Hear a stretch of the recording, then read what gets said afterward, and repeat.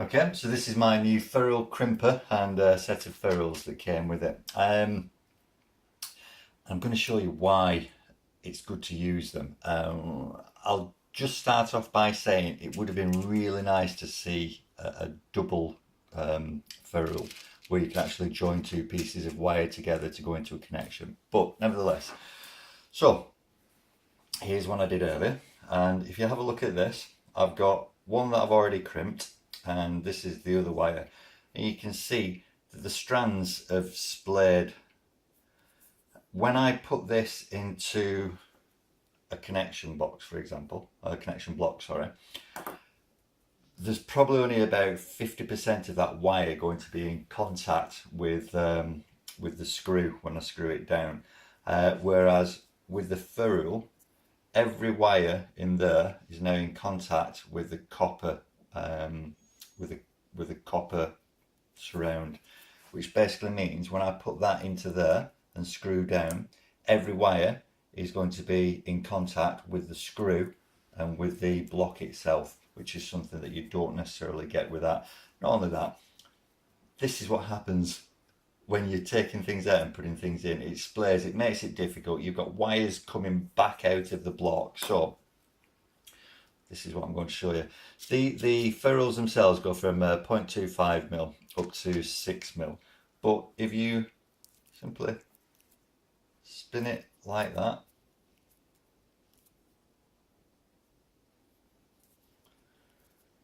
once it's spun, pick out the ferrule that you're going to use. And in this case, I'm using that. Push it in. Now this, if you leave it like that and not all the way down, so if you leave it like that, it stays in a ratcheted closed position. You press it a bit more, it opens it up, and it opens this bit up here, which is where we're going to actually crimp the ferrule. Once you've got it, literally push it, push it into there. Yeah, it's caught in place, and then press together, and there we go, crimped.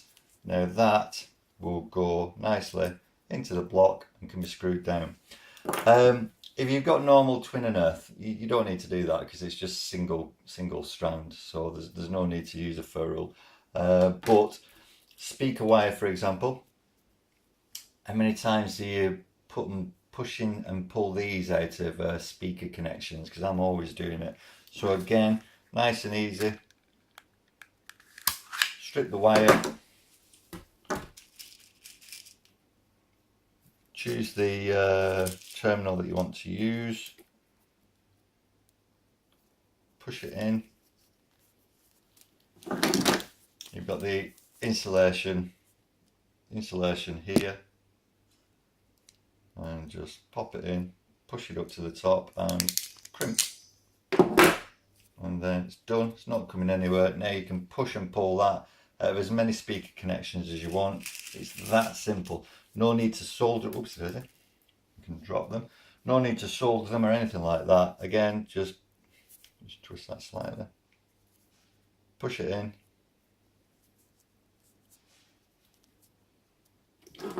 Push it up to the neck of the insulation, pop that into there and crimp, and it's done. So they give for a very neat finish, a very reusable finish. In the case of connector blocks, a good contact and one that's not going to pull out.